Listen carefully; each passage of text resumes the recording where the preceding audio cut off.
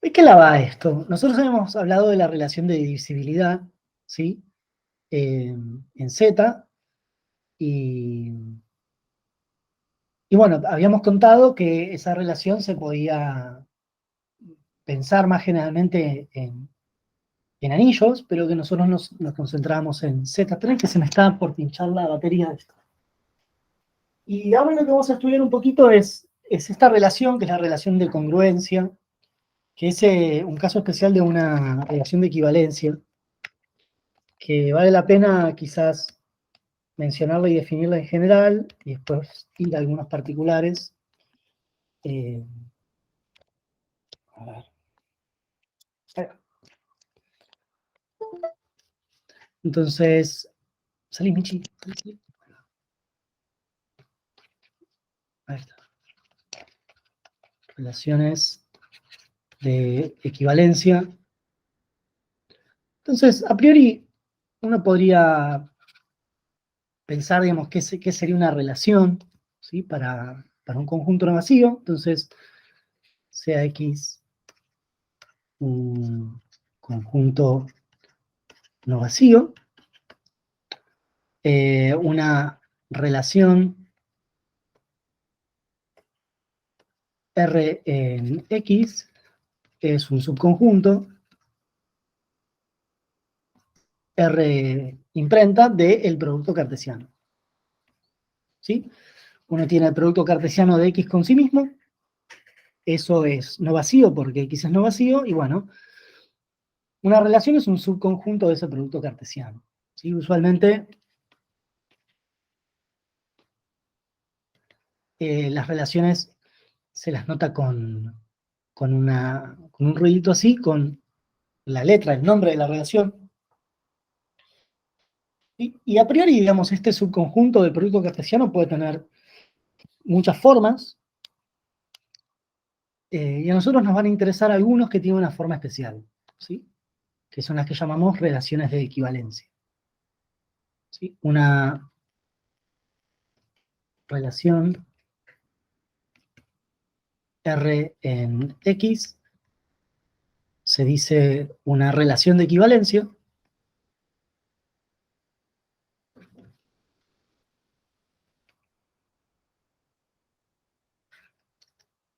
¿Sí? ¿Cuándo? Bueno, tienen que pasar básicamente tres cosas, ¿sí? Lo primero que vamos a pedir para que algo sea una relación de equivalencia es que la diagonal del producto cartesiano esté en la relación, ¿sí? Para todo X en X. Lo segundo que vamos a pedir es que cada vez que yo tenga un par en la relación, entonces el par con el orden inverso también esté. Y bueno, lo tercero que vamos a pedir es que si yo tengo un par XY en la relación y tengo un par IX en la relación, entonces, perdón, un par IZ en la relación, entonces el par XZ también está en la relación. Estas condiciones, ¿sí? Describen ciertas propiedades de la relación, ¿sí? Usualmente a esto se le llama reflexividad, ¿sí? Y una relación que cumple con 1 se llama una relación reflexiva. Eh, Esto se lo suele llamar simetría. Una relación que cumple con 2 se la llama simétrica. Y esto es obviamente la transitividad. Una relación que cumple con 3 es una relación transitiva. Entonces, una relación de equivalencia es una relación reflexiva, simétrica y transitiva. ¿Sí? Y básicamente lo que uno hace con esto es, de alguna manera, identificar puntos, identificar de alguna manera puntos entre sí de X. Observación, vamos a volver sobre esto en un toquecito, las relaciones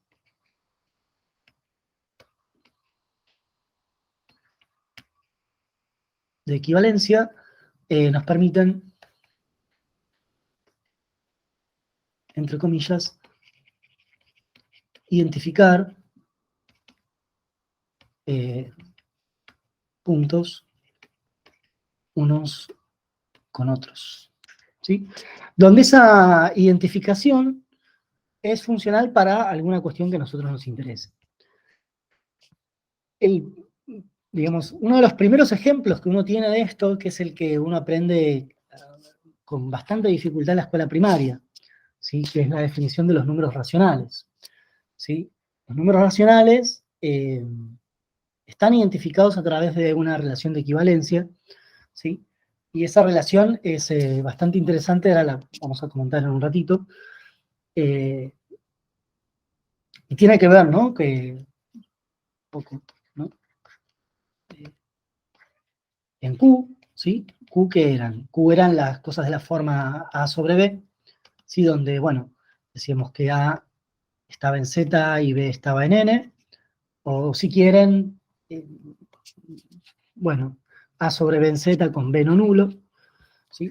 Donde, digamos, la igualdad entre racionales, ¿sí? Venía definida, digamos, por una relación de equivalencia, ¿no? Entonces, uno escribe muchas veces 2/4 igual a 1/2, ¿sí? Esto es la escritura usual, pero si uno se pone, digamos, en técnico, uno tendría que decir que 2/4 está relacionado con 1/2 a través de alguna cierta relación que sea compatible con la aritmética, ¿sí? En rigor de verdad, ¿sí? En rigor de verdad, uno podría pensar que los números racionales, digamos, tienen una estructura definida por una relación de equivalencia compatible con la suma.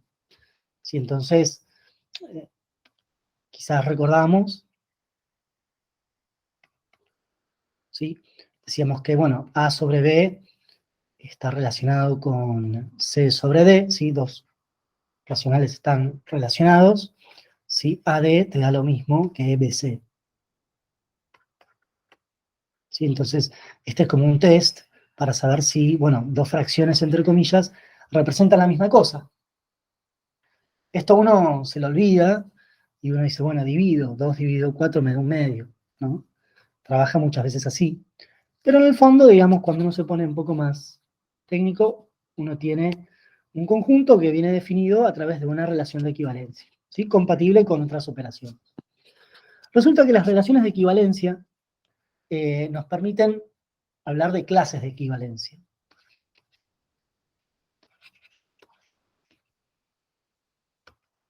¿Sí? Entonces, bueno, sea X no vacío y un X chiquita en X. Entonces, C sub X es el conjunto de todas las cositas del conjunto ambiente, tales que Y está relacionado con X. ¿Sí? Esto es lo que llamamos clase de equivalencia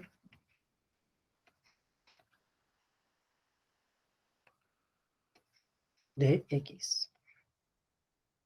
¿Sí?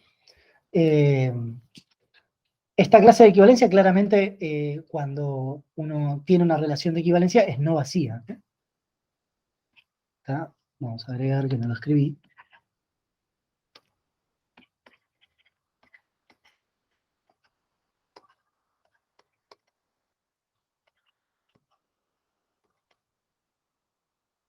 ¿Sí? Quizás para notar de manera más sucinta vamos a escribirlo así cada vez que hablemos de un conjunto munido de una relación de equivalencia. Entonces, una de las observaciones es que, bueno, estas cosas son siempre no vacías. ¿Sí? C sub X no es el conjunto vacío, pues esto equivalencia implica que X está relacionado con X, o sea que X es un miembro de su clase de equivalencia. ¿Sí? Por lo tanto, las clases de equivalencia son conjuntos que no son triviales, ¿sí? No son vacíos. Bueno, una de las cosas que caracterizan a esto es que las clases de equivalencia nos permiten hablar a nosotros de una partición de X en una unión disjunta de clases, ¿sí? Y eso es bastante importante. Teorema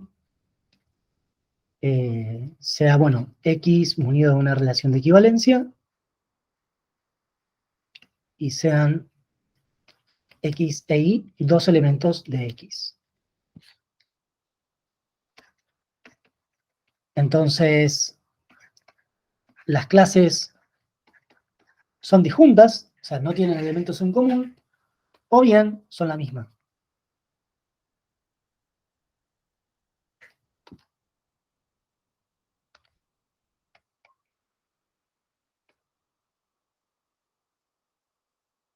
¿Sí? Entonces, cada vez que uno tiene una relación de equivalencia, eso lo que va a permitir decir es que uno puede construir una forma de reescribir X como una unión de conjuntos que es disjunta, donde esos conjuntos están formados por cosas todas equivalentes entre sí. ¿Sí? Todo, bueno, bastante sencillo, ¿no? Temo, si C sub X corta a un C sub Y en un Z,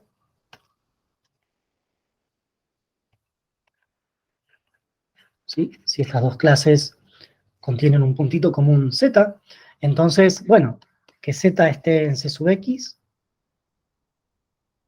implica que Z está relacionado con X y que Z esté en C sub Y implica que Z está relacionado con Y. ¿Sí? Entonces, bueno, esto de acá arriba lo que me dice es que X está relacionado, hola Michi, está relacionado con Z. Entonces la transitividad me permite decir que, bueno, si yo tengo a X relacionado con Z y a Z relacionado con Y, lo que me dice esto es que X está relacionado con Y. Y esto lo que me dice es que X está metido adentro de ese sub Y. ¿Sí? Por lo tanto, todas las cosas que estén relacionadas con X van a estar relacionadas con Y. Por lo tanto, esto lo que me está diciendo es que todo C sub X está metido adentro de C sub Y.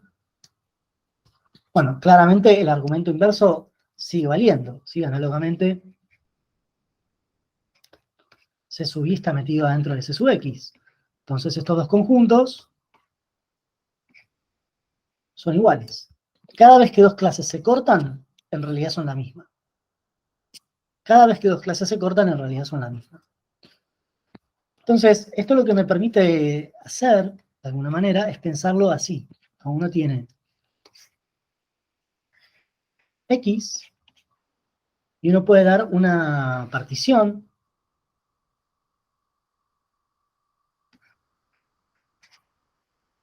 ¿sí? En C sub X, C sub Y, C sub Z, C sub U, C sub W, C sub B corta, C sub R y C sub T. ¿Sí? Uno puede pensar que X es una unión disjunta de clases, ¿sí? Donde todas las cosas que están acá adentro son todos los que están en relación con X, ¿sí?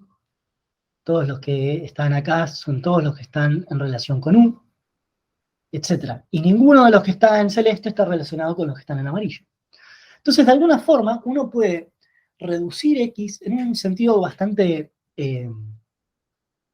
poderoso. Uno puede tener muchas cosas relacionadas con X, pero las va a identificar con X.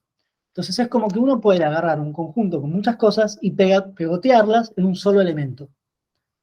¿Sí? Entonces la cantidad de clases puede llegar a ser bastante menor que la cantidad de elementos de X. Entonces, pasar al cociente o pensar en términos de una relación de equivalencia es decir, bueno, solamente voy a pensar en qué es lo que le pasa a X, porque total, lo que le pasa a los relacionados con X lo puedo ver mejor. ¿Sí? Entonces, de alguna forma, X se escribe como una unión disjunta de clases. Esto es la notación para unión disjunta. ¿Sí? O a veces le ponen una U cuadrada. ¿Sí?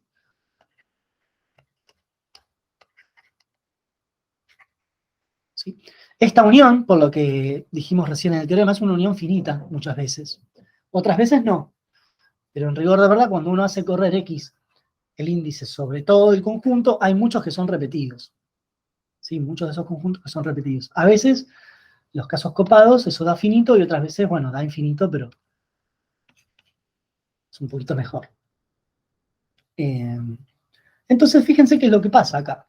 Si uno tiene un conjunto, observación, uno tiene un conjunto no vacío con una relación de equivalencia, esto lo que me da es una partición de X.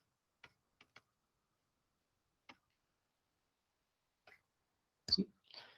Uno tiene una partición de X. A partir de una relación de equivalencia, uno construye una partición de X. Resulta, ¿sí?, que también es cierta la vuelta. ¿Sí? Si yo tengo una partición de X, esa partición de X me genera una relación de equivalencia de algún modo natural.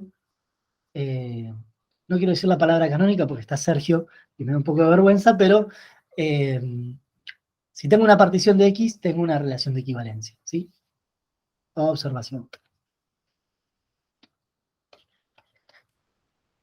Si la colección, suponete, A sub 1 hasta A sub n, es una...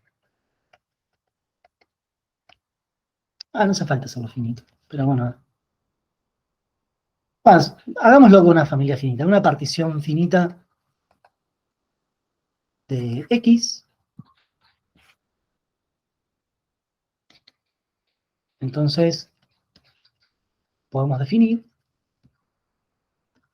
una relación de equivalencia. Vamos a llamar a esta partición, llamarlo F, una relación de equivalencia subordinada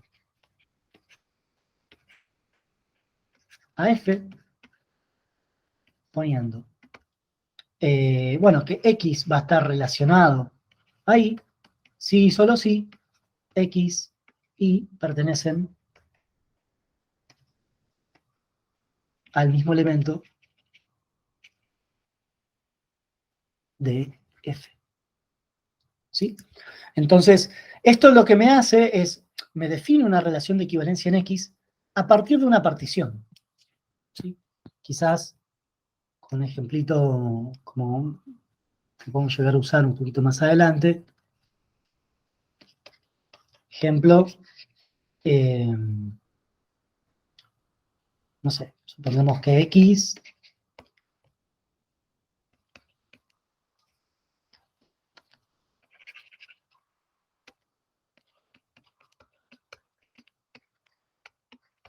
¿sí? Los enteros del 0 al 5, y vamos a dar una partición de esto, por ejemplo, el primero, el 0 y el 3, el segundo elemento de la partición va a ser, por ejemplo, el 1 y el 4, el tercer elemento de la partición va a ser el 2 y el 5.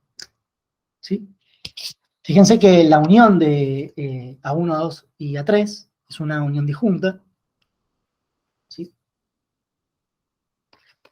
Observamos que X es la unión disjunta de los A sub i's. Entonces, resulta que estos elementos, ¿sí?, me permiten definir esta relación de equivalencia. Entonces, por ejemplo, si yo quisiera ver quién es la clase de equivalencia del 1, tengo que ver quiénes son todos los que están relacionados con el 1. ¿Sí? Yo miro quiénes son todos los que están relacionados con el 1, son todas las cosas que están en el mismo elemento de la partición. Entonces, digo, bueno, el 1 está en el A sub 2, entonces todos los relacionados con el 1 son todos los que están en el A sub 2. ¿Sí? Estas clases, este es un ejemplito muy de juguete, ¿no? Me permiten, de alguna manera, empezar a mirar X de un modo especial. Este fue un modo artificial, pero resulta que esta cosa de acá uno la usa un montón. ¿sí? Porque uno puede encontrar una partición de X a partir de funciones definidas en X. Y eso es recontra flexible, porque uno sabe definir un montón de funciones, etc. Hacer otro ejemplo. Consideremos ahora X los números reales y miremos una función de R en R bien sencilla. ¿Sí? F de X igual a X cuadrado. ¿Sí? Entonces, una de las cosas que podemos llegar a mirar es mirar a una partición de X dada por las preimágenes de F. ¿Sí? Entonces, definimos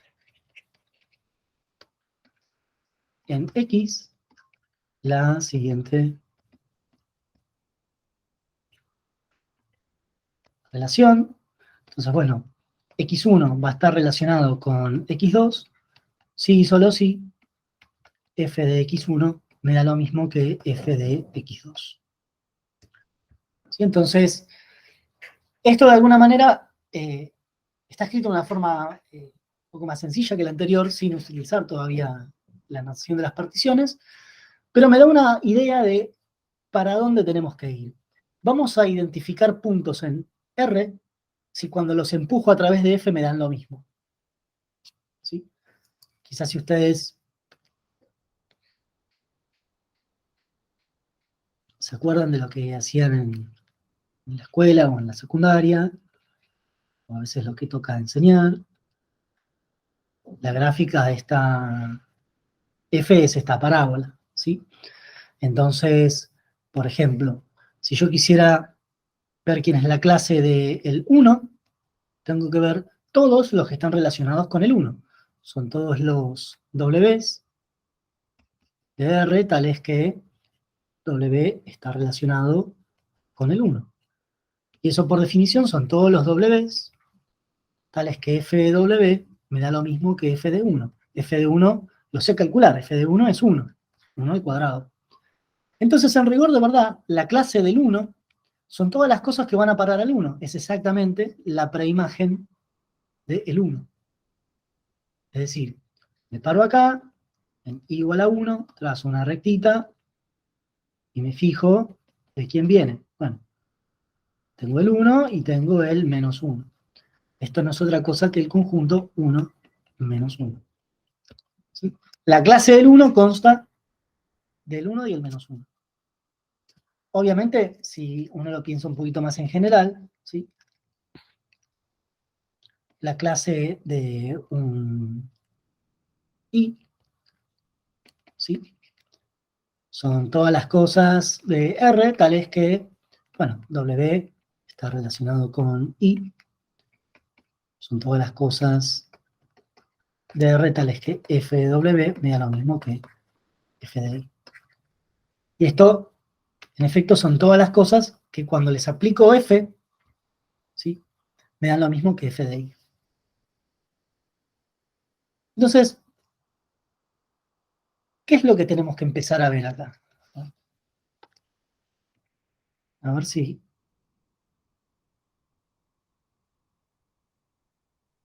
A ver si lo estoy diciendo bien, o estoy mandando macana.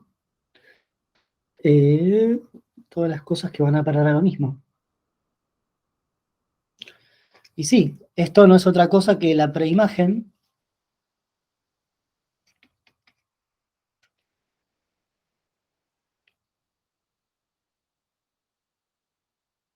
de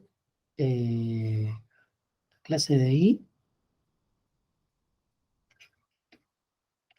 la preimagen de raíz de I. Sí, esto va a estar bien definido para los i's positivos, ¿no? A ver qué estoy diciendo. No, estoy mandando macana. Bien, estoy mandando fruta acá. No sé si esto es lo que quiero decir. A ver, para. El 1 son todos los que están relacionados con el 1, todos los que van a parar al 1. Perfecto. Son todos los que van a parar a 1 cuadrado. Claro, son todos los que van a parar a 1 cuadrado. Ahí está.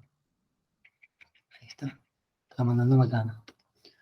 Entonces estos son todos los que van a parar a I cuadrado. Son todas las cosas, es la preimagen de I cuadrado. Ahí está. ¿Sí? Ahí está mejor. Entonces resulta que uno puede empezar a mirar un poquito R en este sentido. El único que va a tener una preimagen, una clase diferente es el 0, ¿no? Porque el 0, clase del 0 consta solo del 0, es el único que va a parar al 0. Por ejemplo, la clase del 4 son todos los que van a parar a lo mismo que el 4 y el menos 4, ¿sí? F de 4 me da lo mismo que F de menos 4, etc. O sea que todas las clases acá tienen dos elementos salvo la clase del 0. Este tipo de operación de identificar cosas a través de a dónde van a parar, ¿sí? Nos permite muchas veces pensar en otras cuestiones, quizás más ligadas a la geometría y más ligadas a la aritmética. Ejemplo, si hacemos lo mismo con R, por ejemplo, la función de R en R, dada por, bueno, f de x igual a, por ejemplo, coseno de x, ¿sí? La función coseno es periódica de periodos pi. Entonces, ¿qué pasa cuando uno hace esta identificación? ¿Sí? Cuando uno hace esta identificación, ¿no? En x, x1 relacionado con x2, sí, solo sí, coseno de x1 me da lo mismo que coseno de x2. Acá, naturalmente, lo que está pasando es que los puntos de la recta real, ¿sí?, se van a identificar espaciados por 2pi, porque como esta función es periódica de periodo 2pi,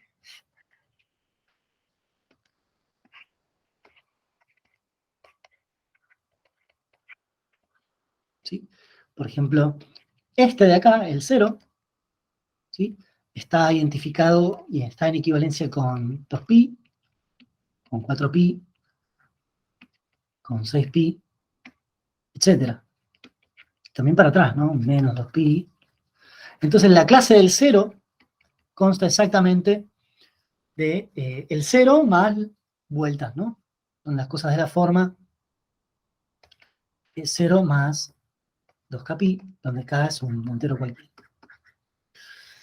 Entonces lo que sucede es que en rigor de verdad, cuando uno mira x a través de esta relación de equivalencia, hay un montón de cosas que están un poco repetidas, ¿no? Porque si yo me quiero fijar en qué le pasa a un punto de x que está por acá, lo que puedo hacer es referirlo a su representante acá. Si yo quiero ver quién es este puntito de por acá, lo que puedo hacer es mirarlo en términos de su representante que esté acá. Entonces resulta que acá yo tengo un sistema completo de representantes para todas las clases.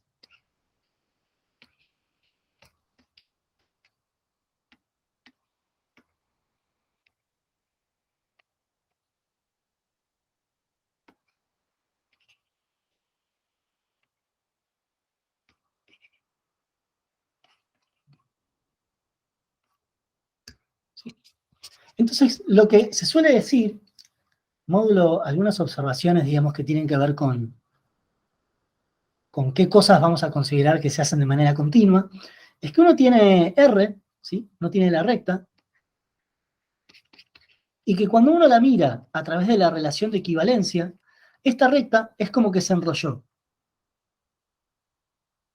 ¿Sí? Es como que yo agarré este segmento y lo enrollé. Entonces, toda esta recta numérica, ¿sí?, el conjunto X, lo puedo ver a través de un sistema completo de representantes. Geométricamente, lo que se dice es que esto de acá es exactamente el cociente del conjunto original por la relación de equivalencia. ¿Sí? Hay mucha matemática hecha con esta idea. Es una idea muy fértil, porque de hecho todos los conjuntos se pueden representar de esta forma. Si uno toma la relación de equivalencia trivial, bueno, el cociente coincide con el conjunto original. O sea que esta es una forma muy general de representar conjuntos y puntos. Nosotros nos vamos a dedicar a estudiar una relación de equivalencia especial. Es la relación de equivalencia dada por la noción de divisibilidad en Z. ¿Sí? Eso a nosotros nos va a permitir hablar de un montón de cosas, ¿sí? Y vamos a hacer un último diagramita para cerrar esta idea, ¿sí? En general, ¿sí? ¿Sí? Para un X no vacío, cada vez que uno tiene X y una función, ¿sí? Esta relación de coincidir, ¿sí? De tener la misma imagen, me permite a través de esa relación construir este conjunto que se llama conjunto cociente, ¿sí? Y esta función es la proyección al cociente, que me permite factorizar f. ¿Sí? Me permite construir una f tilde que solamente depende de la clase y no depende del punto. ¿Sí? La idea es que este diagramita funciona como un registro de cómo se componen las flechas. Es decir, aplicar la función f a un x es exactamente lo mismo que primero mirar qué clase tiene ese puntito al que le aplico y después aplicarle esta función f tilde. Esta f tilde, ¿sí? Esta f tilde lo que tiene es que esta es una función inyectiva.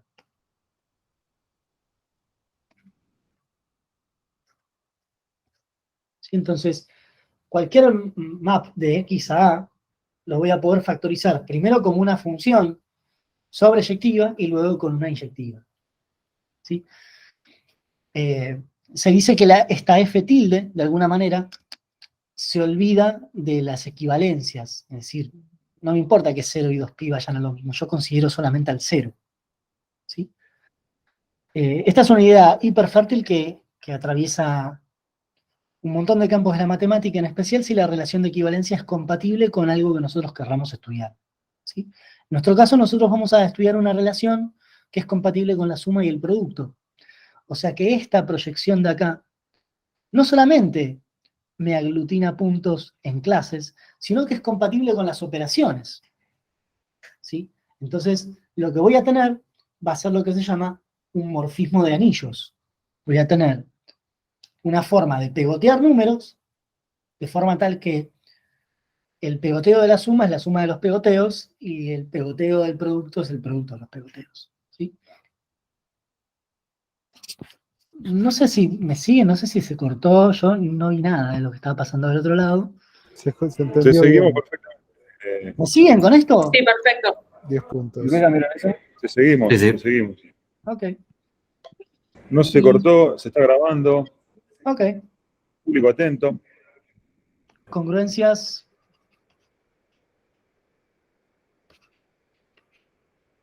Módulo n. Nosotros habíamos visto la noción de divisibilidad y bueno, vamos a poder a partir de eso definir una relación que es tener el mismo resto módulo n. ¿Sí? Entonces, en Z definimos, bueno, que A está relacionado con B, si solo si, B menos A es divisible por n. ¿Sí? La notación que usualmente usamos, ¿sí? Para decir que A está relacionado con B, módulo n, se escribe usualmente así, o se escribe que A es congruente a B, módulo n. ¿Sí? Resulta que esto lo que me está diciendo es que, bueno, si B menos A es divisible por n, es porque B menos A es algún múltiplo de n. ¿Sí? Observación.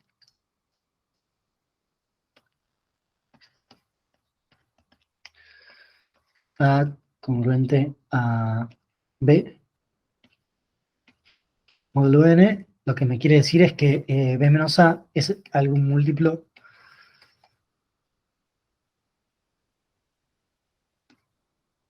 para algún K en Z.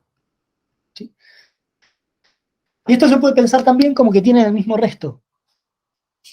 ¿sí? Porque, fíjense, observación, si A se escribe como Q por N más R, ¿sí? Con 0 menor, igual que R, menor que N. Entonces R es el resto de dividir A por N, ¿sí? Entonces, bueno, lo que me dice esto es que A menos R es Q por N. Entonces lo que me dice esto es que A está relacionado con su resto, módulo N. Sí, lo mismo va a pasar con B. Y si A está relacionado con B, entonces tienen el mismo resto. Esto es bastante importante, porque cuando uno se pone los anteojos de mirar cosas módulo n, lo único que a uno le importa es el resto. Uno puede tener números muy grandes y cuando los mira módulo n lo que tiene que mirar es el resto. Entonces, la idea en general es que estos anteojos permitan reducir un montón de operaciones algebraicas sobre números a mirarlas sobre los restos, ¿sí? Entonces, como la idea, ¿no? La idea es que si uno se tenés 17 a la 4021, bueno, cuando lo mirás módulo 2, esto es 1 a la 4021, porque este tiene resto 1 módulo 2, o sea que esto tiene resto 1 módulo 2. Permite hacer este tipo de cosas, ¿sí?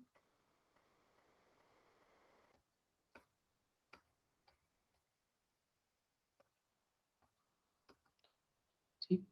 Y en general, cuando uno mira, ya que estamos con esto, ¿sí? Los restos de dividir por 2 son o 0 o 1. Entonces, cuando uno tiene los enteros y los mira a través de esta relación de equivalencia, lo que uno tiene es un conjunto que tiene solamente dos clases, la clase del 0 y la clase del 1. Esta es otra notación para, este de acá sería el C sub 0 y este de acá sería el C sub 1. ¿Sí? Esta cosa de acá recibe muchos nombres a lo largo de la literatura. Z sub 2 es un nombre que se le da a esto, y otro nombre que se le da a esto es Z sobre 2Z. ¿Sí? Entonces, de todos los enteros que teníamos, ahora solo nos importa el resto módulo 2. ¿Sí?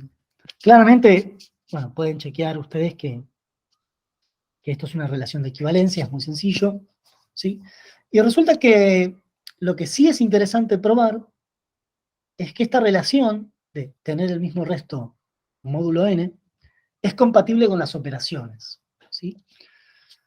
Eso es importante por lo menos mirarlo alguna vez o tener alguna idea de por dónde sale. ¿Sí? Teo, llamando pi sub n a la cosa que agarra un elemento de z y lo manda a su clase de equivalencia. ¿Sí? ¿No? Pi sub n lo que hace es agarra k y me lo manda a la clase. ¿Sí? Al conjunto C sub k. Resulta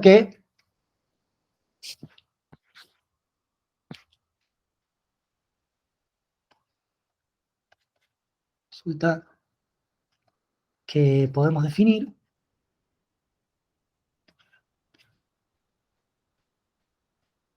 en el conjunto cociente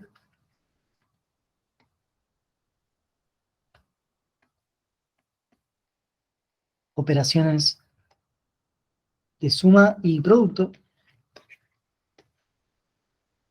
¿sí? Donde decimos, bueno, ¿cómo sumo la clase de A más la clase de B? Bueno, de la única forma que a uno se le ocurriría definirlo, por lo menos en esta altura de la cosa, uno podría decir, bueno, entonces tomo A más B y a eso le tomo la clase.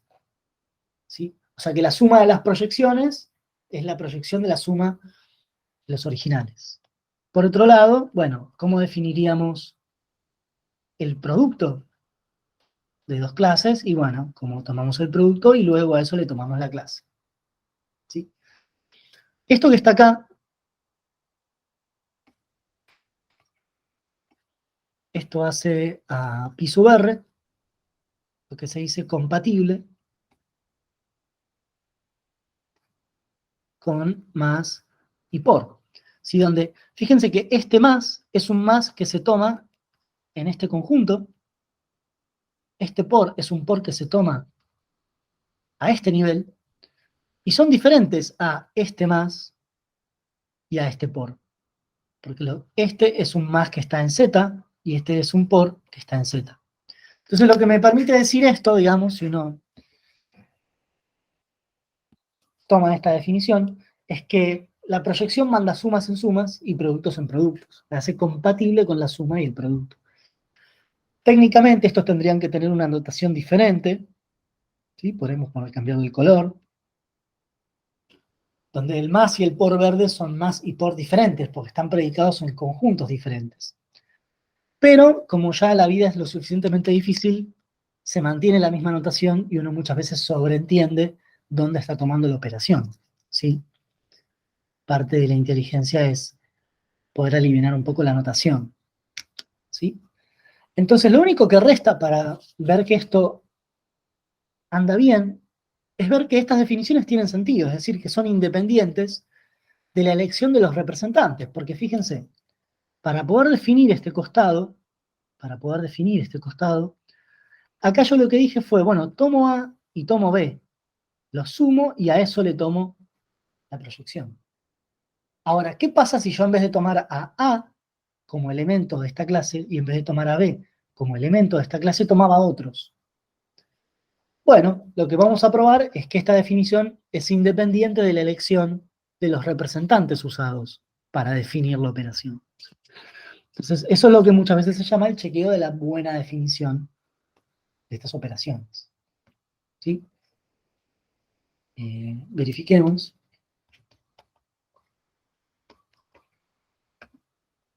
que estas operaciones están bien definidas. ¿Sí? Esto significa que I y E son independientes de la elección de los representantes de la clase de A y la clase de B. ¿Sí? Entonces, bueno, veamos que sea cual sea el representante que yo tome para esa clase, la cuenta me da lo mismo. Entonces, sea U un elemento cualquiera en la clase de A y B un elemento cualquiera en la clase de B. ¿Sí? Entonces, lo que yo tengo que mostrar, debemos mostrar que cuando yo haga la proyección de U más B, me va a dar lo mismo que cuando tomo la proyección de A más B. Y para ver que esas dos cosas son iguales, lo que tengo que ver, ¿sí? Esto es equivalente, esto es decir, que U más B está relacionado con A más B. Dos cosas tienen la misma proyección cuando están en la misma clase, o sea, cuando están relacionados. O sea, lo que voy a hacer en definitiva es, voy a mostrar que U más B menos A más B larga es divisible por N. Y bueno, esto es simplemente hacer un poco un truquito de álgebra barata, ¿no? O sea, reacomodo, ¿sí? Entonces ahora fíjate, U estaba en la clase de A, entonces estos chabones, ¿sí? Esta resta es divisible por N. Si U estaba en la clase de A, U menos A es divisible por N. O sea que esto tiene que ser de la forma K por N para algún K. Lo mismo le va a pasar a este, ¿no? Como B corta estaba en la clase de B larga, la resta es divisible por N. O sea que es de la forma L por N, para algún L. Y bueno, nada, acá lo único que hacemos es lo único que se le puede ocurrir a cualquiera, que es sacar factor común. Entonces resulta que la resta de estos dos es divisible por n, porque es un entero por n. Entonces, listo. U más b y a más b tienen la misma clase. Entonces, cuando yo tome la proyección me da lo mismo. ¿Sí? Análogamente,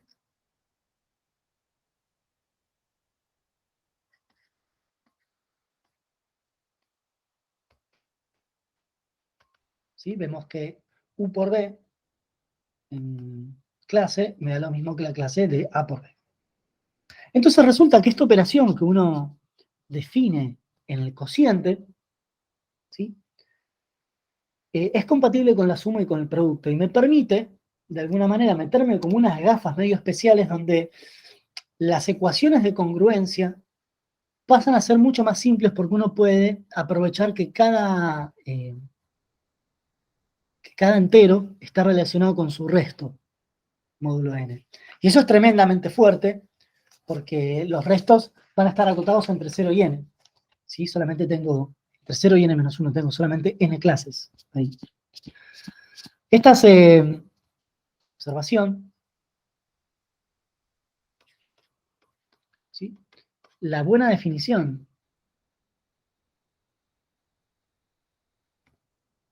de más en el cociente, ¿sí? Muchas veces se expresa como así, ¿no? Si A está relacionado con R y B está relacionado con S, entonces puedo sumar miembro a miembro.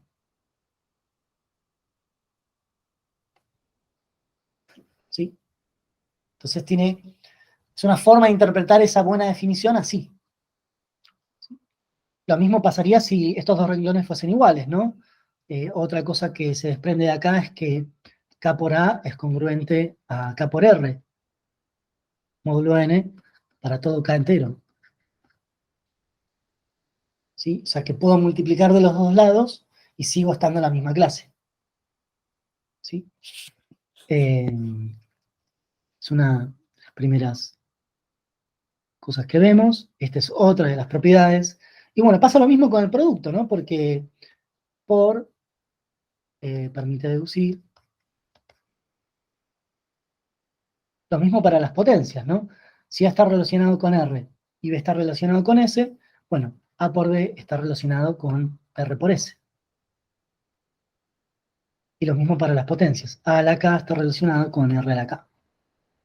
Entonces esto nos da una batería para derretir un montón de problemas, ¿sí? Para hallar, por ejemplo, restos módulo n, muy zarpados.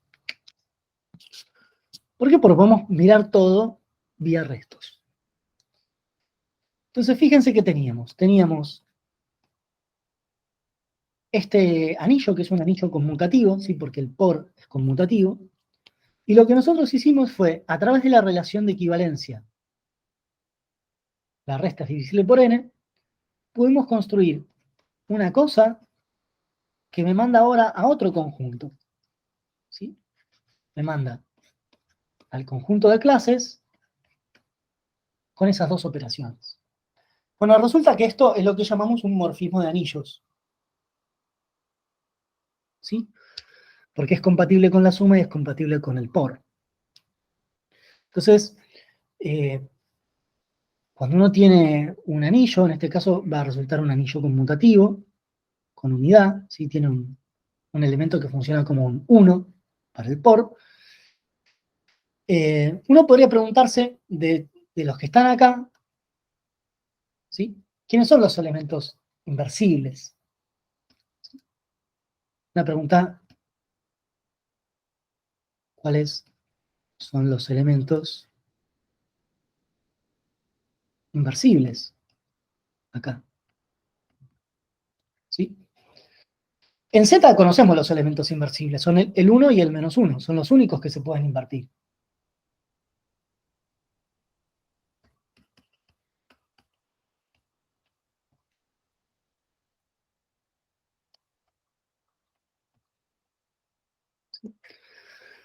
Habría que ver qué es lo que pasa.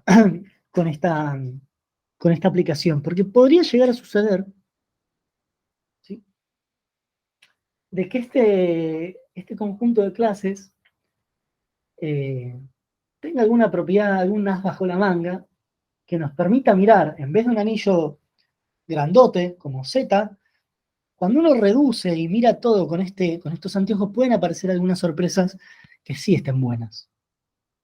Y bueno,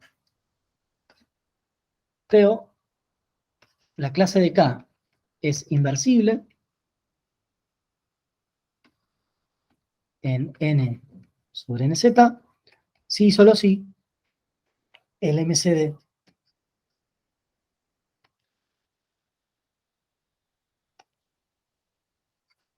entre N y K es 1. Solamente los coprimos con N se van a poder invertir, ¿sí? Esto, digamos, si uno toma un primo, Z sobre P por Z, resulta que todos los más chiquitos que el primo son coprimos, justamente. Los no nulos, ¿no? O sea, el 1, el 2, el 3, hasta el P-1 son todos coprimos con P. Entonces esos son todos inversibles. Entonces resulta que cuando uno cocienta por esta relación de equivalencia para un primo, tiene que todos los elementos no nulos son inversibles. Y eso es un cuerpo. Es un anillo en el cual todos los elementos son inversibles. ¿Sí? Esto no es muy complicado, es simplemente desarrollar las definiciones, ¿no? Dije definiciones y puse def. Pero esta cuenta no es muy difícil de seguir, ¿no? Porque supongamos que K es inversible. ¿Sí?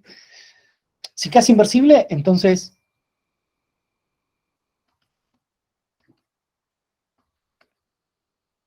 existe un L en Z, tal que la clase de K por la clase de L te da la clase del 1. ¿Sí? Y esto es, por definición de la aplicación, es la clase de K por L. ¿Sí? ¿Pero qué significa que estos dos tengan la misma clase? Significa que cuando los resto, tengo algo divisible por n. Esto lo que me está diciendo es que KL menos 1 es divisible por n. O sea, ¿qué es lo que me está diciendo esto? Está diciendo que K por L menos 1 es de la forma U por n, para algún Q.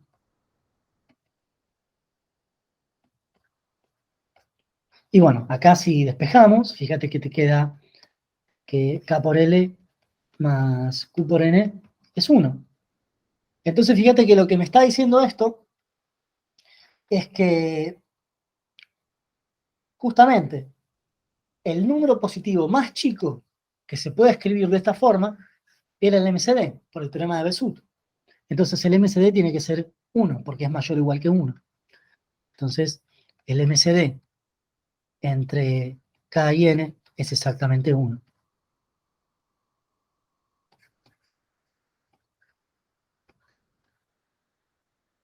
Por Besut. ¿Sí? Y bueno, al revés es más fácil todavía, porque si el MCD es 1, empezás con este último renglón y te vas para arriba. Entonces, en rigor de verdad, todas estas flechas son reversibles. Al revés, ¿no? Si el MCD entre K y N es 1, entonces existen alfa y beta, tal que alfa por K más beta por N es 1. Y bueno, alfa K menos 1 es menos beta N, entonces alfa K tiene la misma clase que el 1, entonces clase de alfa por clase de K es clase del 1, entonces K es inversible. Es una pavada, pero bueno. La onda es que muchas veces a uno le van a dar una ecuación polinómica, por ejemplo, y uno puede pensar dónde quiere mirar esa cosa, dónde quiere mirar esa ecuación. Dónde quiere mirar significa, bueno, ¿qué anteojos me voy a poner yo para mirar esa igualdad? ¿Sí? Entonces, ¿Cuál es la ventaja de tener esta familia de anillos? Observación.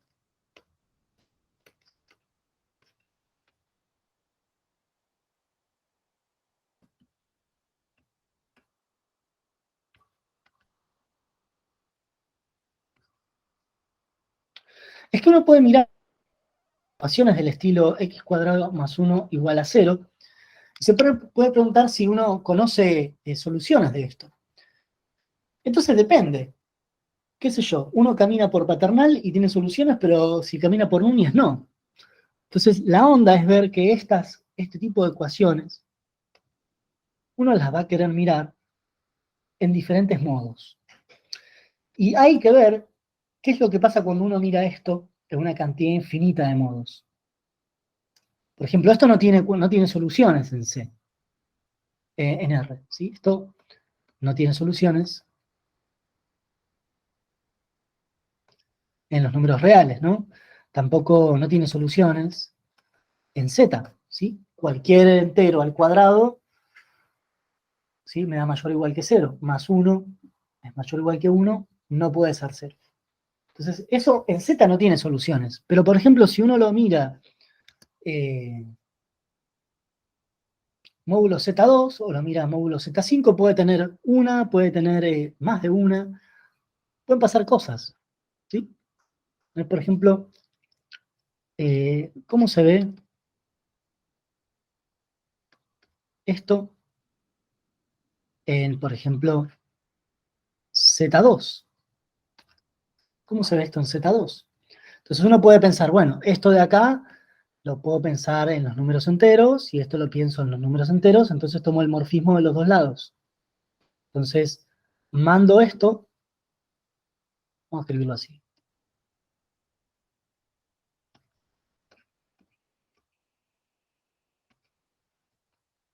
Al cociente, y mando esto al cociente. Si las dos cosas son iguales en Z, cuando las mando al cociente tienen que ser iguales. Es decir, la clase de x cuadrado más 1 tiene que ser lo mismo que la clase del 0. Y por propiedades, esto es la clase de x cuadrado más la clase del 1, y esto es la clase del 0. Y por propiedades, la clase de x cuadrado es la clase de x elevada al cuadrado más la clase del 1 igual a la clase del 0. Entonces ahora la pregunta es ver si esto tiene alguna solución acá. Y bueno, para eso lo que tenemos que tener es lo que llamamos la tabla de multiplicación y la tabla de la suma, ¿sí? Para este anillo. Y bueno, ¿cómo se arma la tabla? Y bueno, se arma la tabla haciendo las cuentitas para cada uno de los elementos de Z2. Por ejemplo, ¿cuánto es la clase del 0 más la clase del 0? Eso es hacer 0 más 0 y tomar clase. La clase del 0 es el 0. El 1, ¿sí? La clase del 1 más la clase del 0 es 0 más 1, tomar clase. La clase del 1 es el 1. La única sorpresa es en el 1, ¿no? Porque, ¿qué pasa con la clase del 1 más la clase del 1? Es la clase del 1 más 1, la clase del 2. Módulo 2 es pensar quién es el resto de dividir por 2 al 2. Bueno, 0. ¿Sí? Entonces, ¿qué es lo que pasa? Digamos, yo tengo ya una tabla que me permite decir cómo son todas las sumas. La única forma de que una suma en Z2 me dé 0 es que las dos clases sean 0 o que las dos clases sean 1. Como esta clase ya es un 1, lo que tiene que pasar es que esto, ¿sí? Tiene que ser la clase del 1.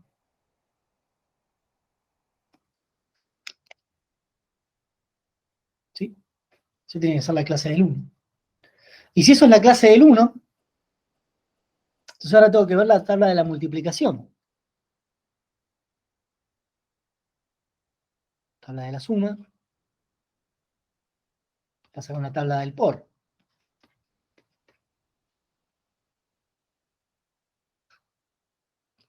Cero por 0, 0, ahí no pasa nada. Este va un 0, este va un 0. 1 por 1, es 1. 1 es coprimo con 2, entonces es inversible. El único que al cuadrado, ¿sí?, me da 1 es que el x sea congruente a 1. O sea que tengo soluciones en Z2. La solución en Z2 es esta.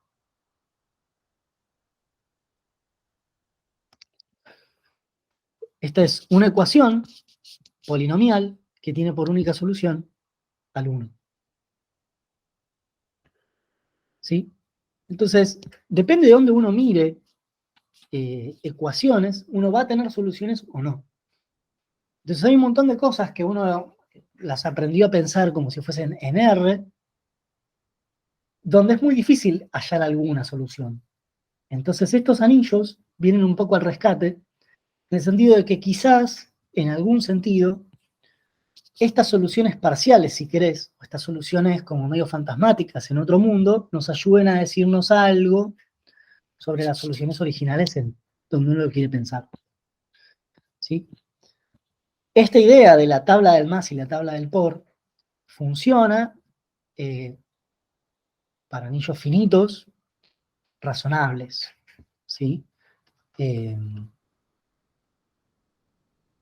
Esto es altamente impráctico cuando los anillos son muy grandes. Puede pasar en las estructuras, si bien está muy rigidizado por las propiedades asociativas y conmutativas, esto es medio impracticable cuando los anillos son grandes. Uno puede jugar con esto y buscar soluciones a ojo en los casos de juguete, y en los casos grandes, bueno, estamos hablando de casos grandes de millones, ¿no?, de elementos en el anillo. Uno tiene que buscar otro tipo de herramientas. No sé si me entienden esta idea de mirar ecuaciones en otro lado. ¿Se entiende un poco la idea? Sí, se entiende, bárbaro. Creo que explotar esta secuencia de pasos, ¿viste? Explotar el hecho de que el morfismo permite separar sumas y productos es hiperviolento. Porque uno termina haciendo cuentitas, bueno, qué sé yo, Maya y Sergio esto lo deben tener que hacer a diario todos los cuatrimestres, pero cosas del estilo, qué sé yo, no sé, halle el resto de dividir por, no sé, 35 al número, no sé, L igual, no sé, 34 a la esto menos 6 a la 1001, qué sé yo. Bueno, esta idea de que este morfismo es compatible con el más y con el por, me permite sacarme de encima un montón de estas cosas que a priori para el layman es algo medio difícil de entender, porque cualquier persona trataría de computar el primer número, computar el segundo número, restarlos y después ver si puede dividir. Claramente la ventaja de ver algo en estos anillos reducidos es que esas cuentas se trivializan. ¿Sí? Entonces yo quiero ver a qué es congruente esto, módulo 35. Ya el resto es ver a quién es congruente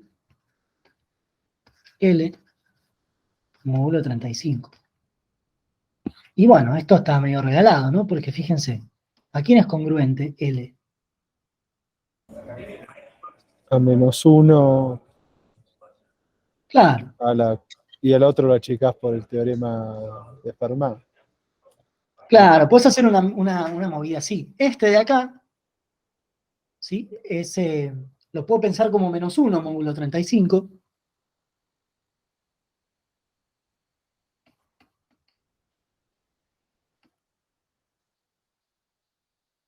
¿Sí? Podría pensar en tratar de hacer alguna otra cosa con este 6, ¿no? Porque 6 por 6 es 36, ¿no?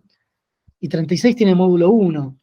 Entonces, bueno, quizás podemos separar un poco esa potencia, ¿no? Esto me queda -1, menos, bueno, 6 a la, ponele 2 por 500 más 1, o sea que esto es menos 1 menos 6 al cuadrado, 500 por 6.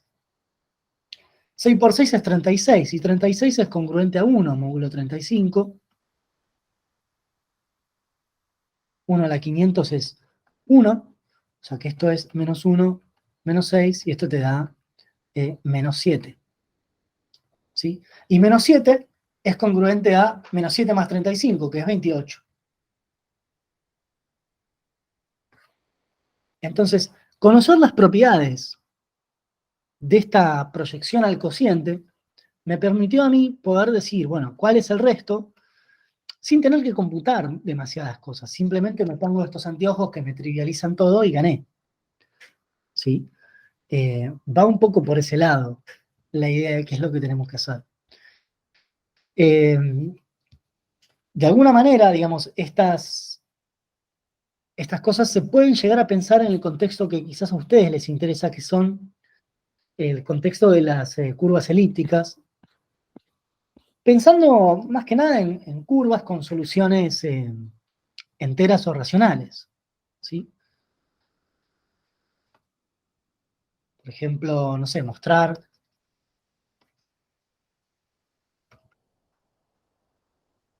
la ecuación x cubo menos 117 por y cubo igual a 5 no posee soluciones enteras. ¿Sí? Entonces, una de las cosas que podemos hacer es decir, bueno, yo no sé cómo encontrar las soluciones estas, pero yo puedo mirar esta cosa en algún anillo conveniente donde esto se derrita. ¿Sí? Donde si yo tengo soluciones arriba, abajo tienen que ser solución. Entonces, eso es un leitmotiv que a nosotros nos va a permitir reducir un montón de cosas. Idea. Si hay soluciones arriba, esto me da soluciones abajo. Vía la proyección. Entonces, si es que hay soluciones, entonces cuando yo proyecte todo eso a algún anillo conveniente, voy a volver a tener soluciones. Entonces, una de las cosas que uno puede hacer es agarrar esto y mirarlo según a uno le convenga. Y bueno, acá es donde uno empieza a usar un poco el ingenio y dice, bueno, ok, la humanidad vivió millones de años sin la electricidad y bueno, había que usar la cabeza. ¿Y qué va a hacer? 117, para los fans, es divisible por 9, porque la suma de los dígitos es divisible por 9, ¿no?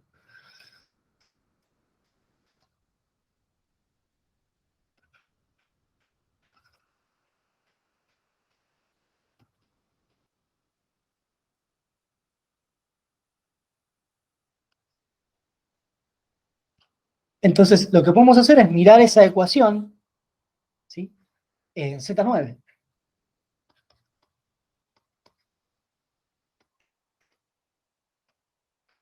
Cuando yo le aplico la magia de ponerme los anteojos de Z9, ¿sí?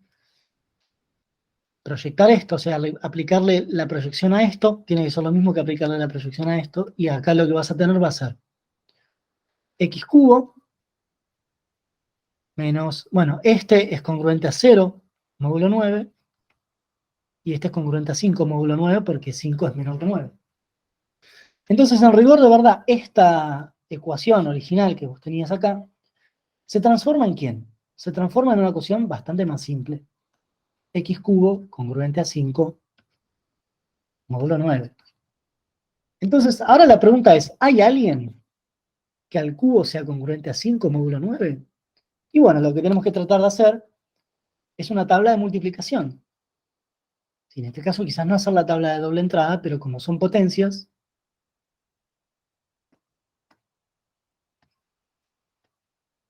¿sí? En realidad el 0 no lo ponemos, pues ya sabemos que no va. Más los x al cuadrado y los x al cubo, y te fijas qué es lo que pasa. Bueno, el 1 al cuadrado es 1, al cubo es 1. O sea que el 1 no es solución. 2 por 2 es 4, por 2 es 8. No es solución. 3 por 3 es 9. O sea que módulo 9 es 0. ¿No? Por 3 es 0. 4 por 4 es 16. Que módulo 9 es 7. 7 por 4 es 28, ¿no? Que módulo 9 es 1. A ver, pará, estoy mandando fruta, ¿no? No, para 4 por 4 es 16, módulo 9 es 7. 7 por 4, 28, al 9, 1, ¿no? Sí, sí, está bien. Sí. 5 por 5, 25. Fíjate que 3 por 7 es 21, o sea que este es 4, 5 por 4, 20, al 9, 2, porque 2 por 9, 18. No, para ver. 5 por 5 es 25. Es menos 2 que 7. Ah, menos 2 que 7, perdón. 7.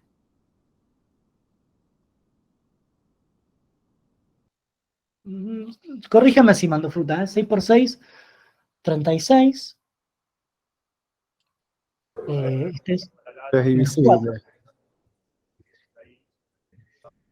A ver, ¿para qué? Ahora me estoy perdiendo. Pues 6 por 6, 36 es divisible por 9. 6 por, claro. Eso 6, pues tenés divisores de 0. claro, por eso. 6 por 6 es 36, que es 0 módulo 9. Y después, bueno, 7 por 7 es 49. Eso es congruente a 4 módulo 9, porque 5 por 9 es 45. Y 7 por 4 es 28, y este me da 1. Y por último, el 8. 8 por 8 es 64, es 1. Y después este es 8. Entonces, fíjate, miré la ecuación en este anillo reducido. Y resulta que ningún cubo me da congruente a 5 módulo 9. Entonces acá no hay soluciones. No puede haber soluciones arriba porque acá no hay. Entonces, la ecuación original no puede tener solución.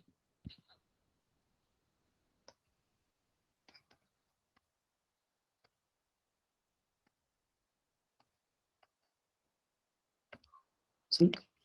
Entonces, este tipo de usos de estos anillos está bueno, a uno le da como una maquinaria para chequear que algo no tiene solución, básicamente. ¿No? Es un poco esa idea. Cómo nos podemos organizar para ver que algo no tiene solución. Es bastante ingenioso en general, pero bueno, para ecuaciones, digamos, para ecuaciones difíciles, esto, bueno, hay que embargarse a los dioses y ver qué es lo que pasa. Una observación antes de cerrar. ¿Sí? Vamos a estar con particular interés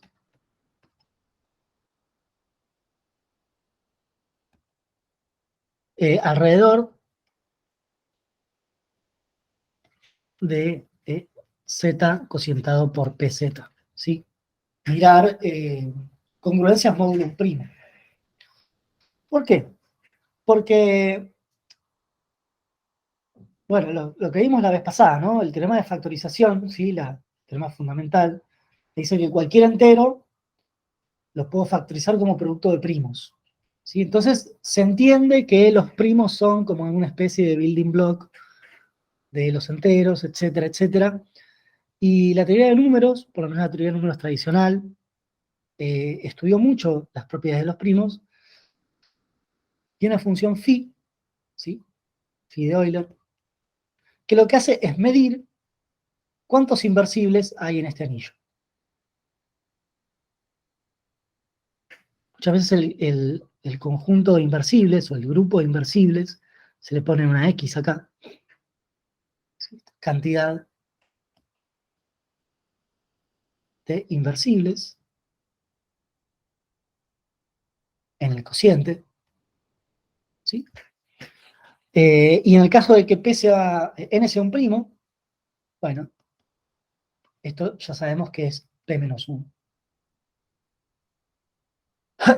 Todos los menores que p son los positivos menores que p son coprimos. Y bueno, por una cuantita medio similar,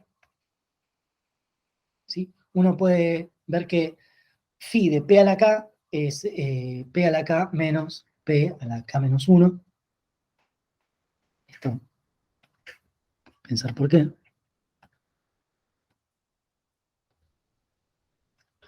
Entonces, una de las cosas que tiene esta función de conteo de primos es que es multiplicativa. Si es multiplicativa y todos los enteros se escriben como producto de primos, entonces para conocer cuántos inversibles hay en phi n, lo que voy a hacer es multiplicar cuántos inversibles hay en cada uno de sus factores. ¿Sí? O sea que un poco la onda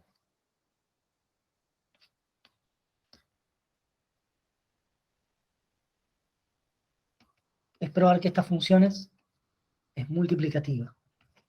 Esta es una propiedad del hipercarajo, que está re buena. Entonces, si yo conozco la cantidad de inversibles en cada anillo de factor primo, entonces puedo reconstruir la cantidad de inversibles totales. ¿Sí? Y basta verlo para m y n coprimos, ¿no? Si yo lo veo para m y m coprimos, bueno, como p a la k y q a la j son coprimos y p y q son primos distintos, medio como que ya estamos. ¿Sí?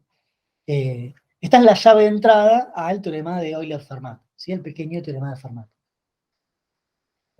Simplemente vamos a hacer como no una demostración, pero una mostración, a ver si me la creen. Entonces, tenemos n y tenemos n.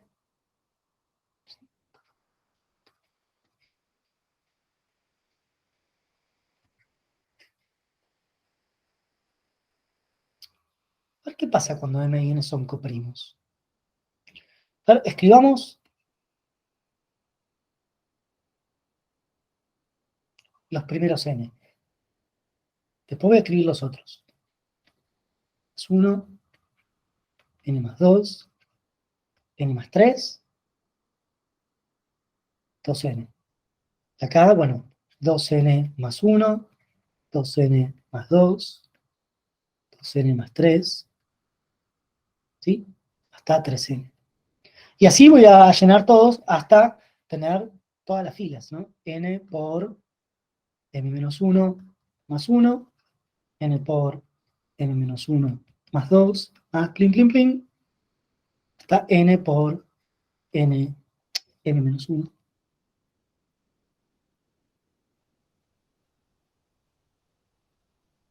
más n. Acá están todos. Acá hay m por n números. En esta tabla hay exactamente m por n números, porque son m filas, ¿sí? De n columnas cada una. Acá hay m por n números. Entonces ahora lo que yo quisiera ver es cuántos coprimos hay con m por n. Entonces fíjense qué es lo que pasa en cada fila. En cada fila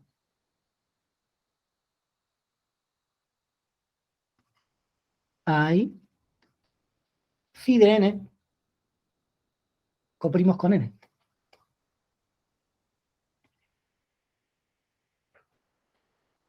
¿Sí? Acá hay exactamente phi de n coprimos con n. Bueno, cuando ustedes miren la fila de abajo, ¿sí? Módulo n, la n se va a 0, o sea que cuando ustedes miren la fila de abajo es como haber visto la fila de arriba. Hay la misma cantidad de coprimos, porque módulo n, la n es 0. Entonces en cada fila siempre hay la misma cantidad de coprimos con n, que es phi de n. Si ustedes hacen la misma idea por cada columna, ¿sí? Si hacen lo mismo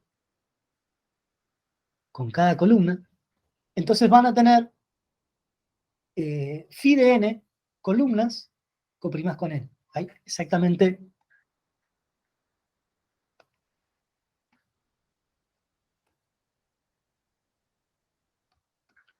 phi de n columnas coprimas con n. ¿Sí? Porque pasa lo mismo en el mismo sector. Y resulta que en cada una de estas columnas tienen un juego completo de coprimos de restos por m. En cada columna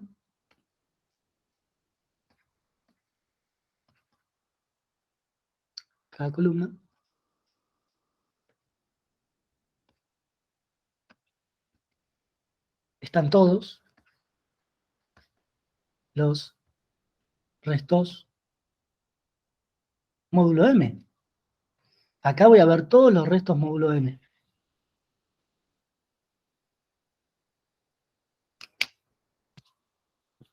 ¿Sí? Entonces, si tengo todos los restos módulo m, entonces en cada columna hay exactamente phi de m comprimos con m. Entonces, ¿qué es lo que sucede con esto? Tengo exactamente phi de n columnas coprimas con n, y en cada una de esas tengo phi de m coprimos con m. Entonces, ¿qué es lo que pasa? Tenemos en total phi de n por phi de m coprimos con n y m. Si son coprimos con n y m, entonces son coprimos con n por m. ¿Sí? Entonces, esto no es otra cosa que decir que phi de n por phi de m es phi del producto.